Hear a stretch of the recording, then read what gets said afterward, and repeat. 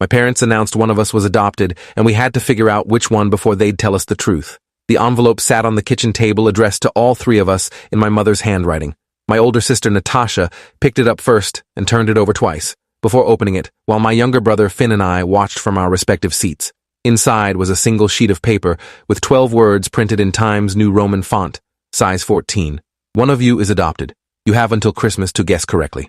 Natasha read it aloud 3 times, like repetition would change the message, and I felt my stomach drop through the floor. Finn asked if this was some kind of joke, and Natasha said our parents didn't make jokes like this, which was true. Our parents, Robert and Diane Henderson, had always been straightforward to the point of cruelty, the kind of people who told you exactly what they thought without softening the blow. But this was different. This was psychological warfare wrapped in a guessing game. The date on the letter was September 15th, which gave us exactly 100 days to solve a mystery our parents had apparently been keeping for our entire lives. I was 23, Natasha was 26, and Finn was 19. We'd grown up in the same house with the same parents and the same mundane suburban childhood, and now everything we knew about our family was potentially a lie. Natasha demanded to know why our parents would do this, and I told her we should call them and ask directly. I pulled out my phone and dialed my mother's number, but it went straight to voicemail. My father's phone did the same.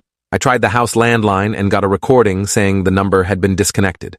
Finn checked their social media accounts and found them all deactivated. Our parents had disappeared completely, leaving us with a single cryptic message and 3 months to unravel our own identities. We sat at that kitchen table for 2 hours trying to make sense of the situation.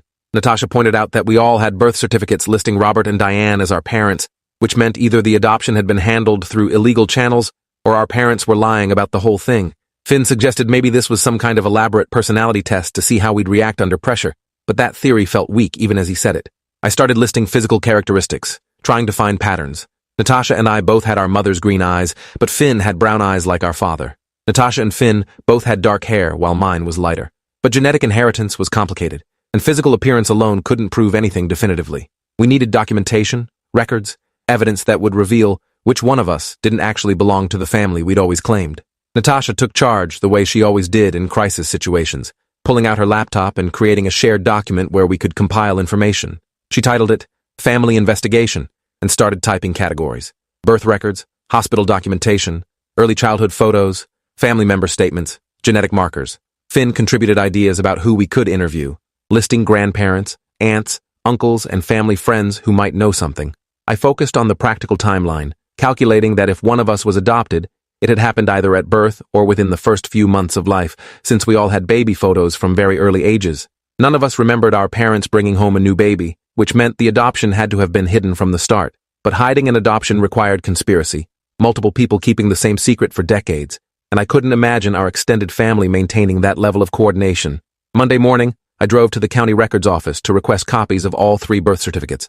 The clerk processed my request with practiced efficiency, pulling up digital records and printing them on official paper with raised seals. All 3 certificates looked identical in format, listing the same hospital, the same attending physician, and Robert and Diane Henderson as the parents.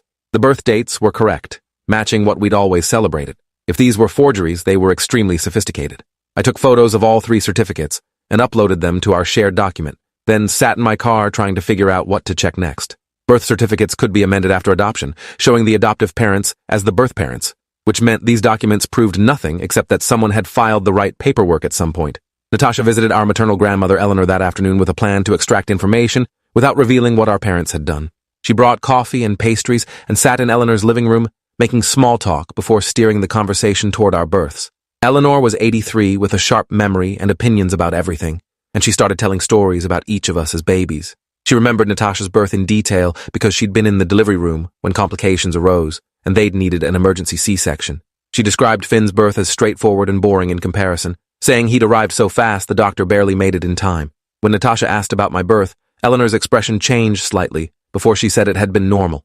Nothing particularly memorable about it. Natasha pressed for more details, and Eleanor said she couldn't recall much because she'd been dealing with some health issues that year and hadn't been as involved. The inconsistency was subtle, but present.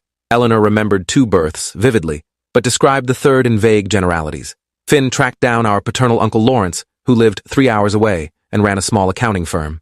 Lawrence agreed to meet for lunch at a diner halfway between our cities, and Finn drove out there with a list of questions prepared. According to Finn's report, Lawrence seemed nervous from the moment he sat down, ordering coffee he didn't drink and checking his phone repeatedly. When Finn asked about our childhood, Lawrence provided surface-level memories that could have applied to any children. When Finn asked specifically about which of us Lawrence had met first, Lawrence said he couldn't remember the order since we were all so young. Finn pushed harder, asking if Lawrence had attended all 3 births or visited the hospital for any of them. Lawrence's answer was that he'd been traveling for work during those years and might have missed some events. He paid for lunch quickly and left before Finn could ask follow-up questions. The evasiveness felt deliberate, like Lawrence knew something he'd been instructed not to share.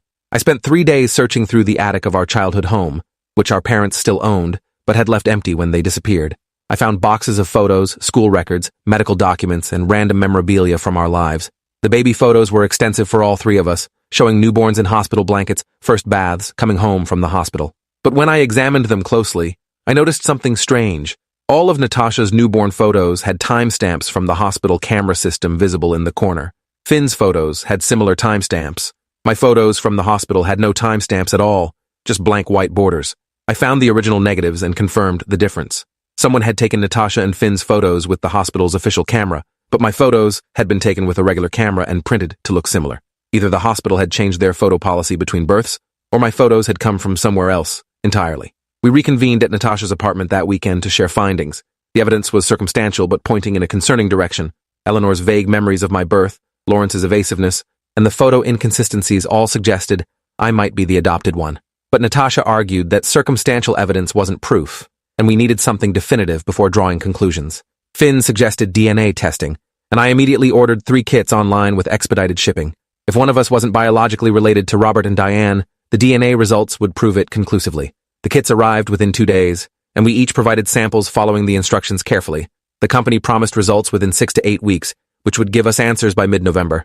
But 6 weeks felt like an eternity when your entire identity was in question. While waiting for DNA results, I started investigating adoption records in our county. The process was more complicated than I'd anticipated, because adoption records are typically sealed to protect the privacy of biological parents and adoptive families. I filed formal requests with the county clerk's office, asking for any adoption records associated with our family name or birth dates. The clerk explained that sealed records could only be opened with a court order unless the adoption had been open or the biological parents had consented to contact. She said I could petition the court for access, but the process would take months and required compelling reasons. I filed the petition anyway, knowing we'd probably get DNA results before the court responded, but wanting to cover all possible avenues of investigation. Something about this whole situation felt wrong beyond just the adoption revelation. Why would our parents disappear after dropping this bomb? What were they trying to accomplish? Natasha hired a private investigator named Marcus Townsend, who specialized in family cases. Marcus was in his 50s with gray hair and an impressive resume of solved cases. He met with us at a coffee shop and listened to our story without interrupting, taking notes on a tablet. When we finished, he said the situation was unusual but not unprecedented. He'd worked cases where parents used adoption revelations as manipulation tactics during inheritance disputes or family conflicts. He asked if our parents had significant assets or reasons to pit us against each other financially. Natasha explained that our parents were comfortable but not wealthy, both working middle-class jobs until their recent retirements. There was a modest house, some savings, nothing worth destroying your children's sense of identity over. Marcus said he'd start investigating our parents' backgrounds and financial records to see if there were hidden factors we didn't know about. Finn discovered something disturbing when he went through old family videos. Our parents had recorded major events throughout our childhood using camcorders, and Finn had digitized all the tapes years ago. He created a timeline of the videos, noting the dates and content. There were hospital videos of Natasha being born with clear footage of our mother in the delivery room. There were similar videos of Finn's birth 2 years later, but there were no hospital videos of my birth. The first video of me as a baby was labeled "Bringing Liam Home" and showed our father carrying me into the house, while Natasha, who would have been 3, waved at the camera. I looked like a newborn in the video, but there was no footage of before that moment. No delivery room, no first hours of life, no hospital stay, just suddenly appearing at home like I'd been delivered rather than born there. The DNA results arrived on November 4th via email. I was at work when the notification came through, and I left my desk immediately to call Natasha and Finn. We agreed to open the results together that evening at Natasha's apartment. Those 6 hours between receiving the email and meeting felt longer than the entire wait period. I kept checking my phone compulsively, fighting the urge to log in and see the results alone. When we finally gathered in Natasha's living room, she pulled up the company's website on her laptop and logged into the first account. The results loaded slowly, showing Natasha's ethnicity breakdown and genetic markers. She switched to Finn's account next, revealing similar information. Then she opened my results, and we all saw it simultaneously.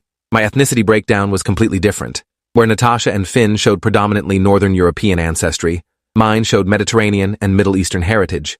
The genetic marker comparison tool showed no familial relationship between me and either of my siblings. The silence that followed felt heavy enough to crush us. Natasha closed the laptop and put her head in her hands. Finn walked to the window and stared out at the street below. I felt this strange detachment, like I was watching the scene from outside my body. Some part of me had suspected I was the adopted one, based on all the evidence we'd gathered, but seeing it confirmed in scientific data made it real in a way that hurt more than I'd expected. I wasn't Natasha and Finn's biological brother. Robert and Diane weren't my biological parents. Everything I'd believed about my origins was fiction. Finn asked what we should do now, and Natasha said we should contact our parents and tell them we'd figured it out. But I didn't want to give them the satisfaction of guessing correctly. I wanted to know why they'd done this, why they'd hidden my adoption for 23 years and then revealed it as a game. Marcus called the next morning with information about our parents' location. He'd tracked their credit card usage to a resort in Northern California, an expensive retreat center where they'd apparently been staying since mid-September. The resort offered therapeutic programs and mediation services, which suggested our parents hadn't just disappeared randomly. They'd gone somewhere designed for family interventions and difficult conversations. Marcus said he could get more details about their specific program if we wanted, but the basic information was enough for us to find them. Natasha immediately booked 3 flights to San Francisco for that weekend, reasoning that we needed to confront our parents in person rather than over the phone. I agreed, though part of me wanted to let the game continue, to refuse them closure just as they'd refused us honesty for decades. We arrived at the resort on Saturday afternoon, driving up a winding mountain road to a compound of modern buildings surrounded by redwood trees. The receptionist confirmed that Robert and Diane Henderson were registered guests, but couldn't give us their location without permission. Natasha explained we were their children and needed to speak with them urgently. The receptionist made a phone call, speaking quietly into the receiver before hanging up and directing us to a meditation garden behind the main building. We found our parents sitting on a bench overlooking a valley, looking relaxed and healthy in expensive resort wear. My mother stood when she saw us approaching, and my father remained seated with an expression that might have been satisfaction or anticipation. Neither of them seemed surprised we'd found them. I spoke first, telling them I knew I was the adopted one. My father nodded slowly and said we'd solved the puzzle faster than he'd expected.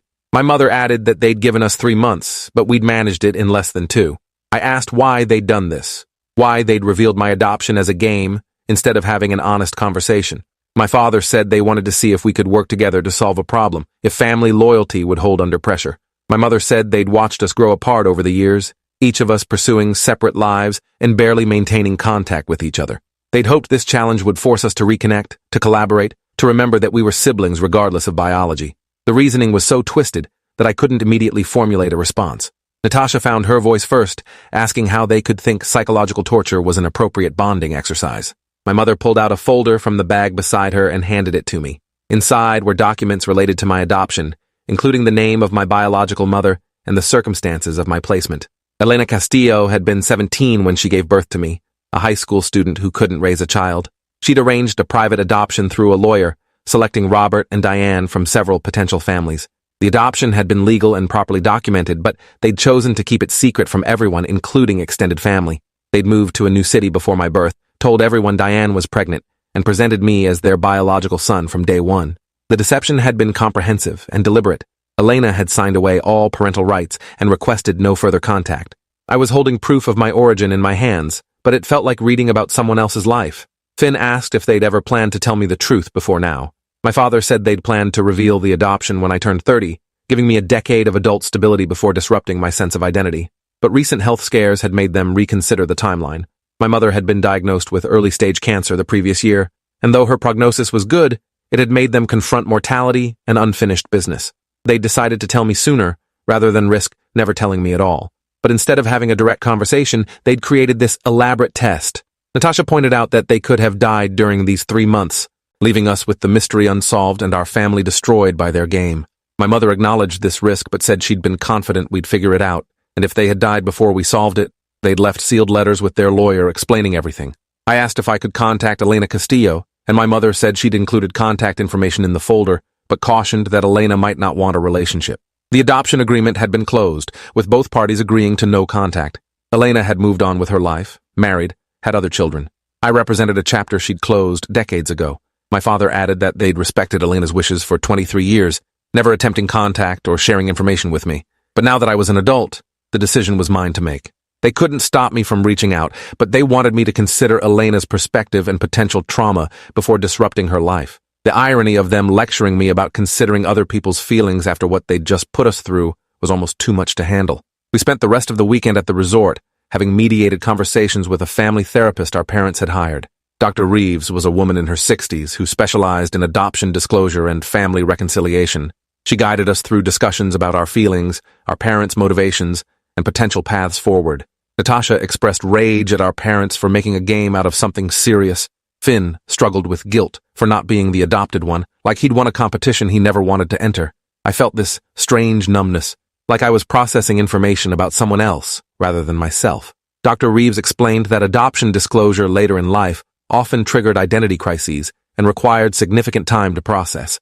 She said our parents' method of revelation, while unconventional, had forced us to engage with the truth actively rather than receiving it passively. That didn't make it right, but it had changed the dynamics of how we discovered and processed the information.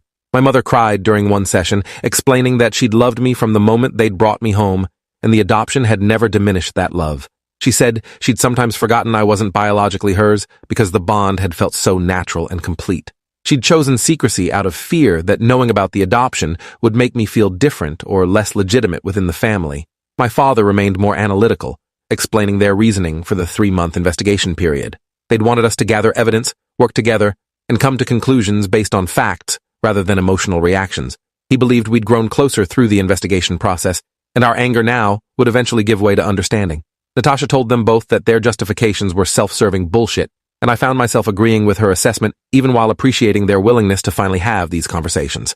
Dr. Reeves gave me resources about adult adoptees and suggested I process my feelings with my own therapist before deciding whether to contact Elena.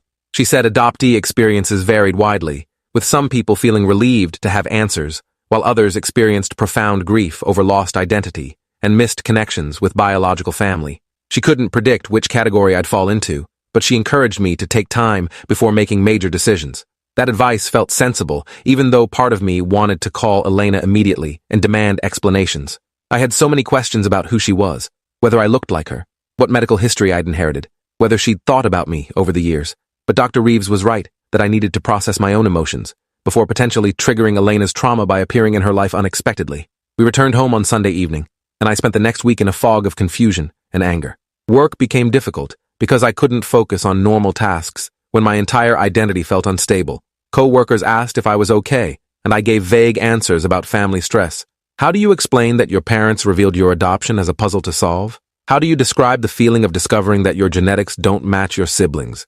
I started seeing a therapist who specialized in adoption issues, a woman named Dr. Chen, who'd been adopted herself and understood the complexity of late discovery. She helped me articulate feelings I couldn't name, like the sense of betrayal from my parents and the strange grief over losing a biological connection to Natasha and Finn, even though our relationships hadn't actually changed. Natasha called one night and confessed she'd been struggling with her own complicated emotions. She felt guilty for being relieved she wasn't the adopted one, angry at our parents for creating a situation where we'd competed against each other, and worried that our relationship would change now that we knew I wasn't her biological brother. I told her I felt the same fears about our relationship shifting. We'd always been close despite the age gap, but now there was this awareness of difference that hadn't existed before. She said biology didn't matter to her, that I was still her brother regardless of genetics, but we both knew something fundamental had changed in how we understood our family structure. The certainty we'd grown up with had been replaced by questions and qualifications, and there was no way to return to innocent assumption. Finn struggled differently. He'd always been the youngest and had used that position to his advantage, playing the baby card when convenient. Now he felt stuck between Natasha, who was still his biological sister, and me, who wasn't. He called asking if I thought our parents' experiment had worked, if we were actually closer now than before. I told him honestly that I didn't know yet. We'd definitely communicated more in the past 2 months than in the previous 2 years, but trauma bonding wasn't the same as genuine closeness. We'd been forced together by crisis, and I couldn't predict whether that connection would last once the immediate situation resolved. Finn said he'd always looked up to me, and that wouldn't change regardless of genetics. His words were kind, but I could hear the uncertainty underneath them, the way he was trying to convince himself as much as reassure me. I carried Elena's contact information for 3 weeks before deciding to reach out. Dr. Chen helped me draft a letter explaining who I was and requesting contact if Elena was willing. I kept the tone respectful and non-demanding, emphasizing that I understood she might prefer to maintain the closed adoption, and I'd respect that decision. I included my phone number and email address, then mailed the letter before I could second-guess myself. The waiting period was excruciating. Every day I checked my phone compulsively, hoping for a call or message. After 2 weeks, I started assuming Elena had received the letter and chosen not to respond. But then my phone rang from an unknown number with a California area code. I answered, and a woman's voice asked if she was speaking with Liam Henderson. When I confirmed, she said she was Elena Castillo, and she'd been thinking about me for 23 years. We talked for 2 hours that first conversation. Elena explained that giving me up had been the hardest decision of her life, but she'd been 17 with no support system and no ability to provide proper care. She'd chosen Robert and Diane because they'd seemed stable and loving, and she'd trusted them to give me opportunities she couldn't provide. She'd thought about me on every birthday, wondered what kind of person I was becoming, and hoped I was happy. She'd never tried to contact me because the adoption agreement had been clear, but she'd never stopped caring about what happened to me. She'd married at 23 and had 2 daughters who didn't know they had an older half-brother. Her husband knew about me, but they'd never discussed whether to search for me. Hearing my voice now was surreal and overwhelming in ways she was still processing. I asked if we could meet in person, and Elena agreed after some hesitation. We arranged to meet the following month in a neutral location, a coffee shop in Sacramento halfway between our cities.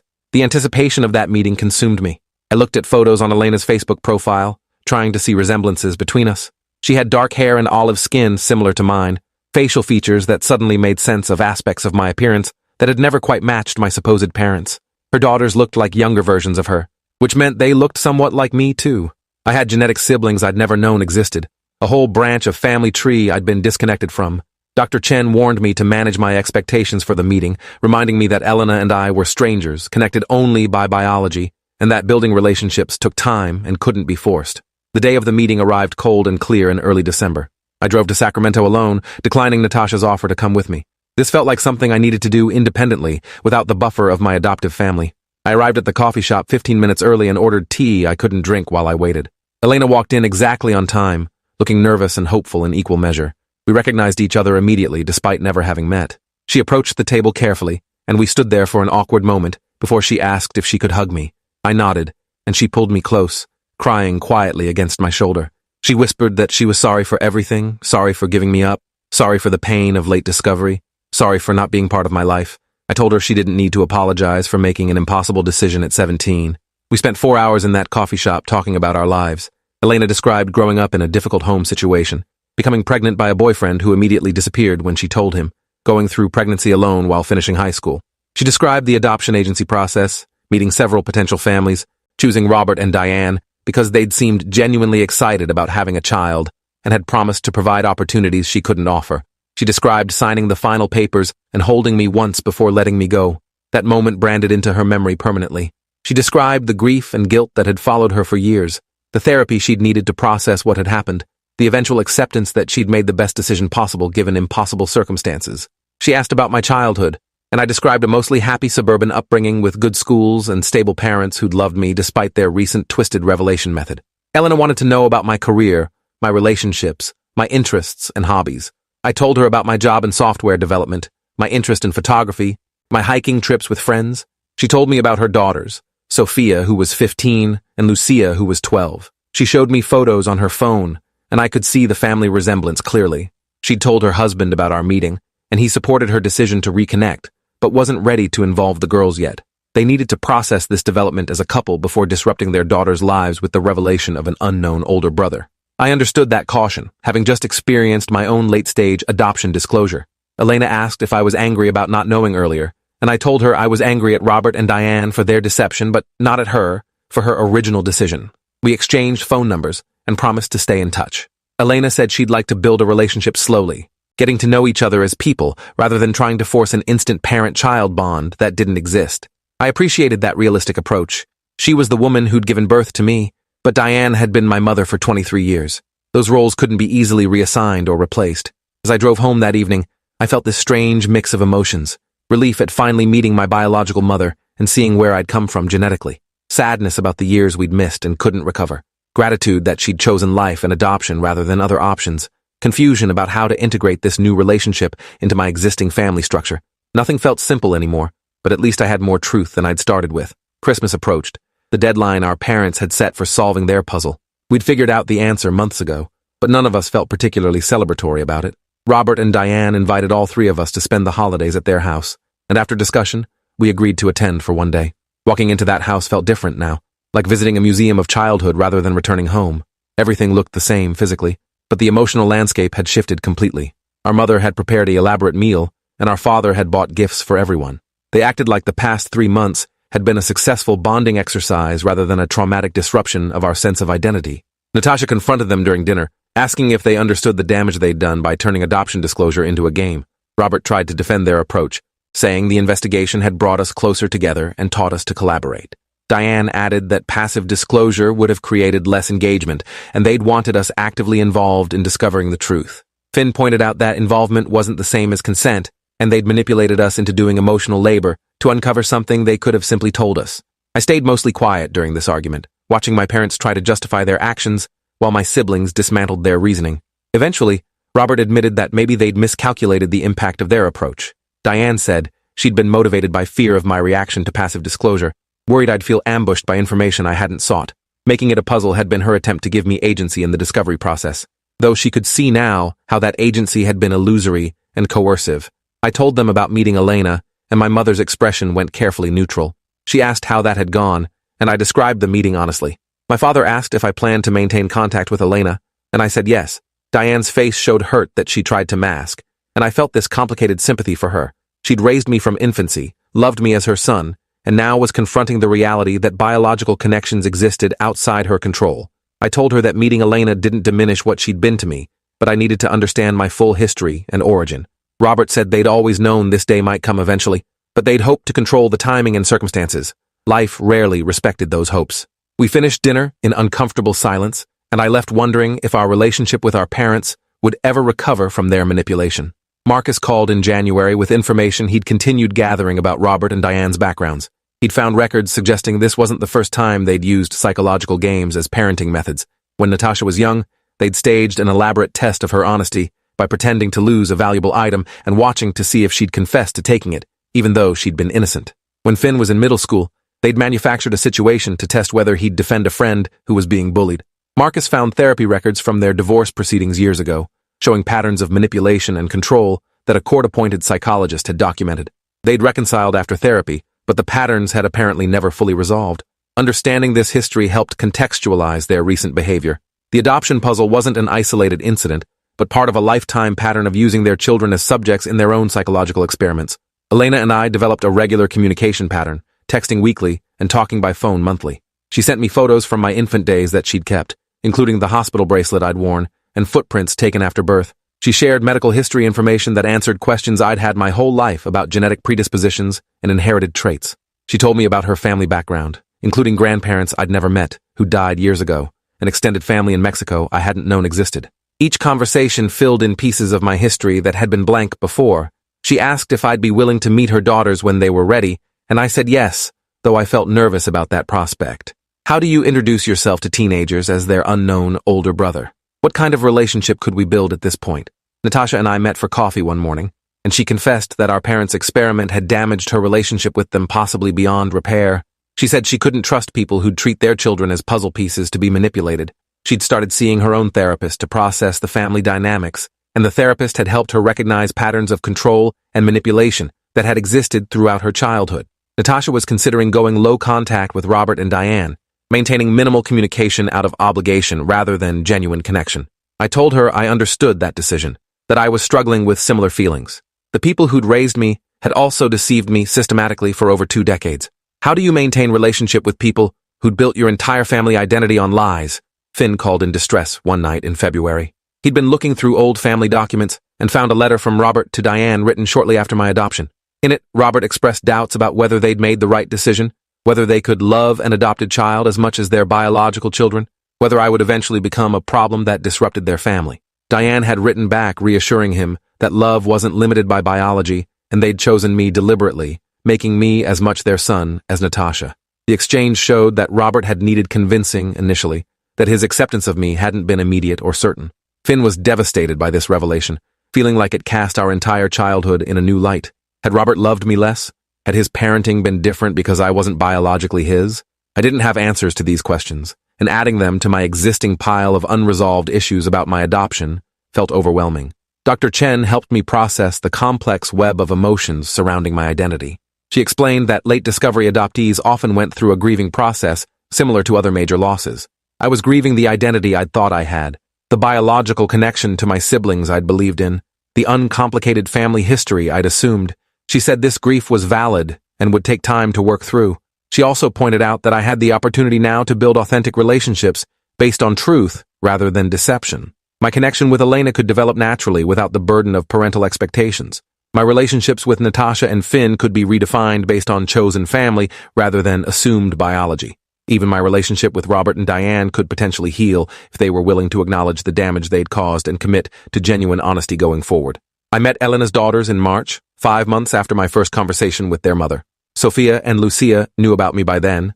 Having been told they had an older half-brother their mother had placed for adoption before they were born. They were curious but cautious, uncertain how to interact with this stranger who was technically family. We met at a park, and I brought a soccer ball as a conversation starter. Lucia was athletic and loved soccer, and we kicked the ball around while talking about school and her upcoming games. Sophia was more reserved, asking careful questions about my life and comparing our answers to see what we had in common.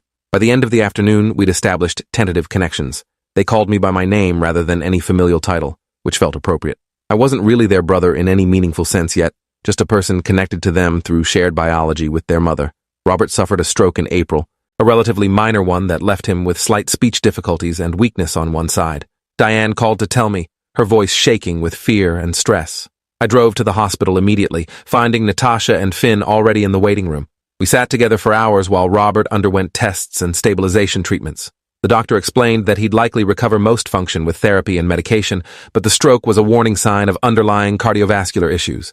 As I watched my father sleep in the hospital bed, looking older and more vulnerable than I'd ever seen him, I felt this complicated mix of concern and unresolved anger. This was the man who'd raised me, taught me to ride a bike, attended my school events, and helped me with homework. But he was also the man who'd lied to me for over 2 decades and turned the revelation of that lie into a psychological experiment. We had a family meeting a week after Robert came home from the hospital.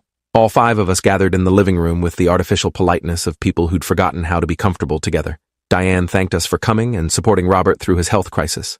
Natasha said of course we'd come. We were still family, even though trust had been damaged. Finn asked if Robert and Diane were finally ready to apologize for their adoption revelation game. Robert, speaking slowly because of his stroke-affected speech, said he was sorry for the pain they'd caused. He explained that looking at mortality from a hospital bed had clarified his priorities. He didn't want to die with this rift in our family, with his children resenting him for his manipulative choices. Diane cried and said she'd been wrong to think psychological games were appropriate parenting, that fear and control had driven her choices rather than wisdom. I told them I appreciated the apology, but needed time to process everything before deciding what kind of relationship I wanted going forward. I explained that I'd been building connections with Elena and her family, exploring my biological heritage, and discovering aspects of identity that had been hidden from me. This journey wasn't about choosing between families, but about integrating all parts of my history into a coherent sense of self. Robert said he understood and would respect whatever boundaries I needed. Diane asked if there was anything they could do to help with the integration process, and I said the most helpful thing would be honest answers to any questions I had about my adoption and early childhood. They agreed to full transparency going forward, providing documents and information they'd withheld before. Over the following months, I slowly rebuilt relationships on my own terms. I saw Elena monthly, developing a friendship that held space for biological connection without forcing parental roles. I maintained regular contact with Natasha and Finn, our sibling bonds adapting to the new reality of chosen family. I visited Robert and Diane occasionally, establishing careful boundaries that protected my emotional well-being while allowing for gradual trust rebuilding. None of these relationships looked like they had before the adoption revelation, but they were more honest now, built on truth rather than comfortable deception. Dr. Chen said this authenticity was ultimately healthier, even though it was less stable and comfortable than the false certainty I'd grown up with. I received a letter in June from the county clerk's office regarding my adoption petition from months earlier. The court had reviewed my request and granted access to sealed adoption records. The documents arrived in a thick envelope containing original paperwork from my placement with Robert and Diane. Most of the information confirmed what I already knew from Elena and my parents, but there were details I hadn't known before. Elena had written a letter to me when I was born, sealed with instructions that it should be given to me if I ever searched for information about my origins. The county had kept this letter in the sealed file for 23 years, and now I held it in my hands. Elena's teenage handwriting described her hopes for my future, her reasons for choosing adoption, and her love for me despite having to let me go. Reading her words from 23 years ago while knowing her now created this strange temporal echo, connecting past and present in unexpected ways. Natasha organized a siblings dinner in August, just the 3 of us without our parents. We met at her apartment and cooked together, something we hadn't done since we were kids. The conversation flowed more naturally than it had in months. and I realized that despite everything, we'd actually grown closer through this experience. Our parents had intended their puzzle to bring us together, and in a twisted way it had, though not through the mechanisms they'd imagined. We'd bonded through surviving their manipulation together, supporting each other through identity crises and family ruptures. Finn proposed a toast to chosen family, acknowledging that biology wasn't the only thing that made people siblings. We raised our glasses and drank to the idea that family was built through choice and commitment rather than just genetic connection. Elena invited me to her family's Thanksgiving celebration, and I accepted despite nervousness about meeting her extended family. Her parents were warm and welcoming, though I could see the complicated emotions in their faces as they greeted the grandson they'd never known. Elena's sister pulled me aside and said she'd always known about me, having been Elena's confidant during the pregnancy. She said the family had grieved my absence for years, wondering what had happened to me and whether I was happy. Meeting me now felt like recovering a lost piece of their family, though they understood I had another family and other connections. I spent the day listening to stories about Elena's childhood and family history, seeing photos of relatives I'd never known existed, learning about cultural traditions I'd been disconnected from. I spent Christmas with Robert and Diane and my siblings, a compromise arrangement we'd negotiated carefully. The day was less tense than the previous year, but still carried undercurrents of unresolved issues. Robert's health had improved significantly with therapy and medication, and he moved more easily than he had months before. Diane had started her own therapy to address the control issues that had driven her parenting choices. They were trying to change, making genuine efforts to build healthier relationship patterns. I appreciated those efforts while recognizing that some damage couldn't be fully repaired. Trust broken systematically over decades couldn't be rebuilt in months, but we were trying, all of us, to create something honest and sustainable from the wreckage of lies and manipulation. 2 years after the adoption revelation, I stood in a lawyer's office filing paperwork to legally change my name. I decided to take Elena's surname as a middle name, becoming Liam Castillo Henderson. The change wasn't about rejecting Robert and Diane or fully claiming Elena as my mother. It was about acknowledging all parts of my identity, honoring both the family who'd raised me and the woman who'd given me life. The lawyer processed the paperwork efficiently, and I walked out with a new name that felt more complete than the one I'd carried before. Elena cried when I told her, saying she was honored but wanted to make sure I wasn't doing it out of obligation. I assured her it was my choice, my way of integrating the truth of my origins into my identity. The night before the legal name change took effect, I sat down and wrote letters to everyone who'd been part of this journey. I thanked Natasha and Finn for standing by me through the investigation and aftermath, for remaining my siblings despite the revelation that we didn't share biology. I thanked Elena for her courage in choosing adoption, for keeping the door open to contact, and for welcoming me into her life with generosity and grace. I thanked Robert and Diane for raising me, while also acknowledging the harm their deception and manipulation had caused. I wrote that forgiveness was a process and I was working toward it, but I couldn't promise when or if I'd fully arrive there. I mailed the letters and felt a weight lift, having spoken truths that needed to be said regardless of how they were received. Some journeys don't have neat endings, just continuing evolution toward better understanding and more authentic connection. My family would never look like it did before the puzzle, but maybe that was okay. Maybe honest complexity was better than comfortable lies, even when it hurt more. I'd spent 23 years living someone else's version of my story, and now I was writing my own. Thanks for watching till the end. Make sure to subscribe and like to not miss the next story.